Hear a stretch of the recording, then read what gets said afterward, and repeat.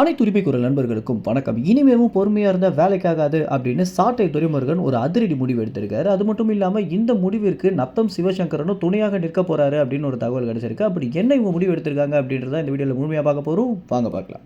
இன்னைக்கு தலையும் தளபதியும் ஒன்று அப்படின்னு சொல்லக்கூடிய விஜய் ரசிகர்கள் ஒரு காலத்தில் எப்படி இருந்தாங்க அப்படின்னா, விஜய் வெர்சஸ் அஜித் அப்படின்ற நோக்கத்தில் விஜயை புகழ்ந்து பேசணும் அப்படின்றதுக்காகவே அஜித்தை எந்த அளவுக்கு மட்டம் தட்டி பேசிட்டு இருந்தாங்க, எந்த அளவுக்கு அவருடைய குடும்பத்தெல்லாம் விமர்சனம் பண்ணியிருக்காங்க அப்படின்னு நம்ம அனைவருக்குமே தெரிஞ்சிருக்கும். கடந்த காலத்துல இருந்து இப்போ வரைக்கும் விஜயுடைய ரசிகர்கள் மாறவே இல்லை அப்படின்னே சொல்லலாம். அந்த காலத்தில் அஜித்தை கலாச்சிட்டு இருந்ததும் அதற்கு அடுத்தபடியாக தற்போது ரஜினியும் சீமானியும் போட்டு அடிச்சுட்டு வந்துட்டு இருக்காங்க. இவங்களுக்கு யாரையாவது விமர்சனம் பண்ணியே ஆகணும் அப்படின்ற ஒரு நோக்கத்தில் தான் ஒரு வெறுப்பு விமர்சனத்தையே தொடர்ச்சியாக பண்ணிட்டு வந்துட்டு இருக்காங்க. ஆரம்ப காலத்துல சினிமாவில் இருந்தபோது விஜய் வெர்சஸ் அஜித் அப்படின்னும், தற்போது விஜய் அரசியலுக்கு வந்ததனால தற்போது விஜய் எதிர்க்கக்கூடிய இடத்துல ரஜினியும் சீமானும் இருக்காங்க அப்படின்னு அவங்க ரெண்டு பேரையுமே ரொம்ப கேவலமான மீம்ஸ், ட்ரோல்ஸ், மீம் வீடியோ அப்படின்னு பண்ணிட்டு வந்துட்டு இருக்காங்க. இந்த ஒரு விஷயத்தினால ரொம்பவே கடுப்பான நாம் தமிழர் கட்சியுடைய கொள்கை பரப்பு செயலாளரான சாட்டை துரைமுருகன் என்ன முடிவெடுத்திருக்காரு அப்படின்னா, இவனுங்க என்னடா போக போக ரொம்ப மோசமாக போயிட்டு இருக்கானுங்களே அப்படின்னு சீமானவர்களை விமர்சிச்சானுங்க, சீமானவர்களுடைய கட்சியை விமர்சிச்சானுங்க. தற்போது சீமானவர்களுடைய மனைவி, குழந்தைங்க அப்படின்னு ரொம்ப அடிமட்ட வரைக்கும் இறங்கிட்டு வந்துட்டு இருக்காங்க. இனிமேவும் நம்ம பொறுமையா இருந்தா வேலைக்காகாது அப்படின்னு சாட்டை துரைமுருகன் பாத்தீங்கன்னா ஒரு அதிரடி முடிவு போட்டிருக்காரு.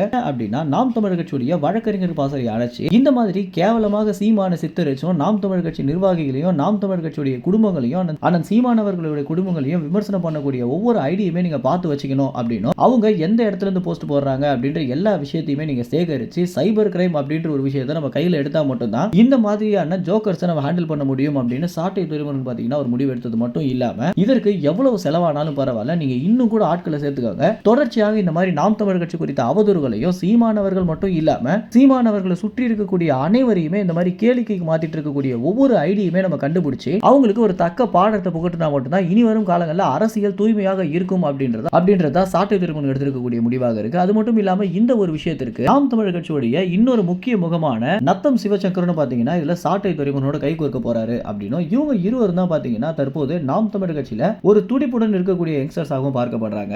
ஏற்கனவே தமிழ்நாட்டு அரசியல் பரபரப்பாக போயிட்டு இருக்க சூழல்ல சாட்டை துரைமுருகன் எடுத்திருக்கக்கூடிய இந்த ஒரு முடிவு குறித்து நீங்க என்ன நினைக்கிறீங்க அப்படின்ற உங்களுடைய கருத்துக்களை கமெண்ட்ஸ்ல தெரிவிங்க. நன்றி, வணக்கம்.